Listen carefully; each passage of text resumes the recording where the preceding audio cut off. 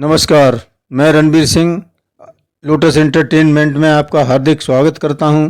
आज मैं आपको भगवत गीता के 16वें अध्याय का महात्म सुनाने जा रहा हूं। जय श्री कृष्णा। श्री महादेव जी कहते हैं, पार्वती, अब मैं गीता के 16वें अध्याय का महात्म बताऊंगा, सुनो। गुजरात में सौराष्ट्र नामक एक नगर है। वहाँ खड़गबाहु नाम के राजा राज्य करते थे, जो दूसरे इंद्र के समान प्रतापी थे। उनके एक हाथी था जो मद बहाया करता और सदा मद से उन्मत्त रहता था। उस हाथी का नाम अरिमर्दन था। एक दिन रात में वह हठात सांकलों और लोहे के खम्भों को तोड़कर बाहर निकला। हाथीवान उसके दोनों ओर अंकुश लेकर डरा रहे थे, किंतु क्रोधवश उन सब की अवहेलना करके उसने अपने रहने के स्थान हथियार को ढा दिया।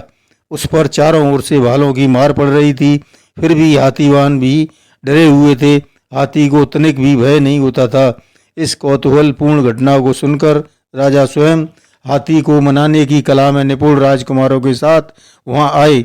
आकर उन्होंने उस बलवान हाथी के दांतों को देखा।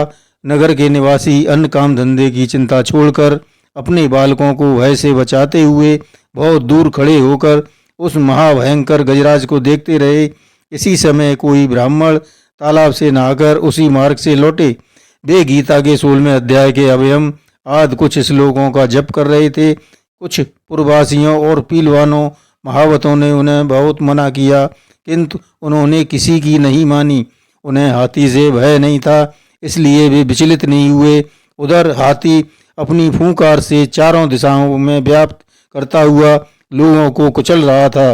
वे ब्राह्मण उसके बहते हुए मद को हाथ से छूकर कुशल पूर्वक निर्भयता से निकल गए।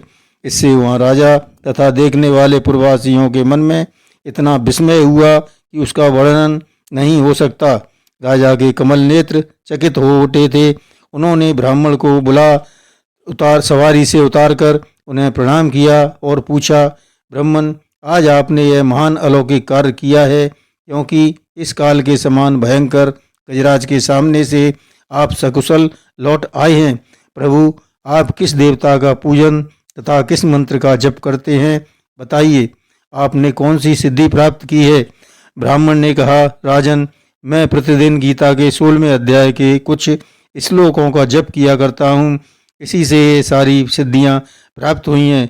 श्री महादेव जी कहते हैं, तब हाथी का कौतूहल देखने की इच्छा छोड़कर राजा ब्राह्मण देवता को साथ ले अपने महल में आए।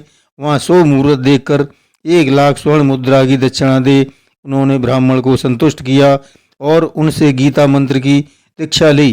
गीता के 16वें अध्याय के अवयम आदि कुछ श्लोकों का अभ्यास कर लेने के बाद उनके मन में हाथी को छोड़कर उसके कौतुक देखने की इच्छा जागृत हुई।